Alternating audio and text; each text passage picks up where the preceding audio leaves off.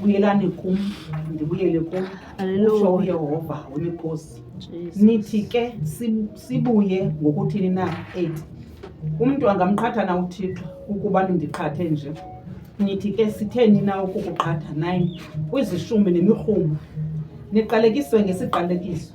Noko ke niphikele ukundiqhatha nina luhlanga ndini nonke niphela 10 ziziseni zonke izishumi endlwini yobuncwane bam ize ke kubekho ukudla endlwini yam.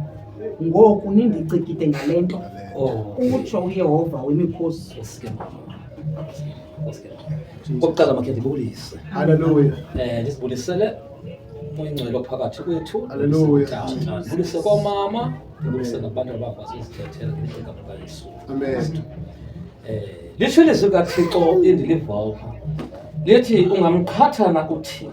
Amen. Jesus. uThixo angokuqhatha